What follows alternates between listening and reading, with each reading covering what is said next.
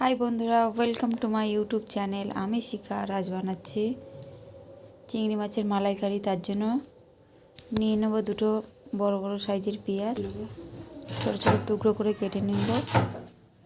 যে পেঁয়াজটা আমরা ছোট ছোট টুকরো করে কেটে নিয়েছি, নিয়ে নিয়েছি 2 চামচ আদা রসুন পেস্ট আর শুকনো লঙ্কা আর গোটা গরম মশলা, 400 গ্রাম চিংড়ি মাছ আর গোটা গরম মশলার মধ্যে আছে গোটা গরম মশলা নিয়ে নিয়েছি, দারচিনি, লবঙ্গ, এলাচ, আর আছে স্বাদ পরিমাণ মতো লবণ, হলুদ, লঙ্কা গুঁড়ো, জিরে গুঁড়ো আর মোস্ট ইম্পর্টেন্ট যেটা চিংড়ি মাছের মালাইকারি করার জন্য নারকেলের দুধ করে নিয়েছি। নারকেলটা কুড়িয়ে চিংড়ি মাছের মালাইকারি বের করে রেখেছি। এই যে চিংড়ি মাছগুলো ছাড়িয়ে ধুয়ে রাখা আছে। নারকেল গাছের কাঠি, চিংড়ি মাছের মধ্যে আমরা নারকেল পাতার কাঠিগুলো দিয়ে দেব। টুথপিকও ব্যবহার করতে পারেন আপনারা।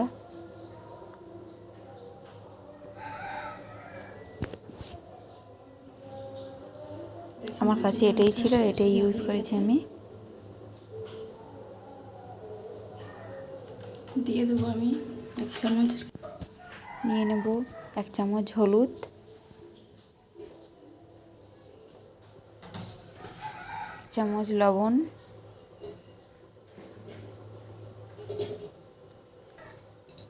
লবণটা মিক্স করে নেব চিংড়ি মাছের মধ্যে। কড়াই আমরা তেলটা দিতে, পুরোপুরি সরষের তেলে করবো আমি রান্নাটা আমরা করব সরষের তেলে, তার জন্য সরষের তেলটা দিয়ে দিয়েছি। চিংড়ি মাছগুলো আমরা ভাজে দেবো, তেলটা গরম হয়ে গেছে। চিংড়ি মাছের মালাইকারি করলে চিংড়ি মাছ একটু ভাজা হবে, চিংড়ি মাছ বেশি হালকা করে ভাজতে হবে চিংড়ি মাছের মালাইকারি করার জন্য। এবার আমি মাছগুলো তুলে নিয়ে আসছি। চিংড়ি মাছ তুলে নিয়েছি, দেখো বন্ধুরা ভাজা হয়ে গেছে চিংড়ি মাছটা। এবার কড়ার মধ্যে দিয়ে দেবো পেঁয়াজ কুচিগুলো, দিয়ে দেবো শুকনো লঙ্কাটা হালকা সামনে দিয়ে দেবো একটা শুকনো লঙ্কা, গরম মশলা দিয়ে দেবো, গোটা গরম মশলা। এবার একটু নাড়তে থাকবো, পেঁয়াজটা ভালো করে নাড়াচাড়া করতে থাকবো যতক্ষণ না পেঁয়াজটা লাল লাল করে ভাজা হয়। দিয়ে দিলাম 2 চামচ আদা রসুন পেস্ট। আমি হলুদ দিয়ে দিলাম 1 চামচ,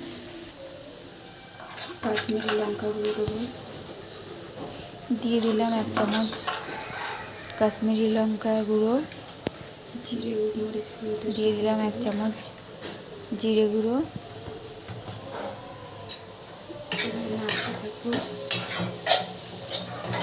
দিয়ে নাড়াচাড়া করতে থাকবো এটা কিছুক্ষণ।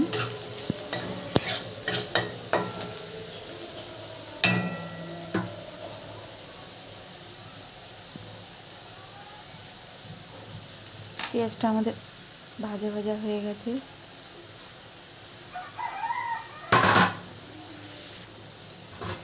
অল্প অল্প করে নারকেলের দুধটা দেবো আর নাড়বো যাতে গ্রেভিটা খুব সুন্দর হয়।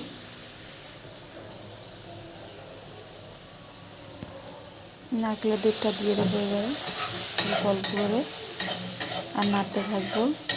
গ্যাসের ফ্লেমটা বাড়িয়ে দেবো একটু।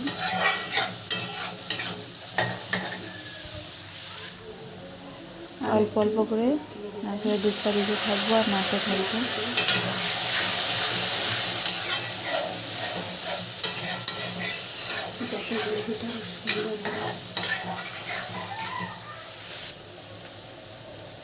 ফাইনালি আমাদের কষানো ভালো করে হয়ে গেছে। নারকেলের দুধটা এবারে দিয়ে দেবো। এইবারে আমি পেঁয়াজটার মধ্যে পেঁয়াজগুলো গলে গিয়েছে। নারকেলের দুধটা আমরা দিয়ে দিলাম।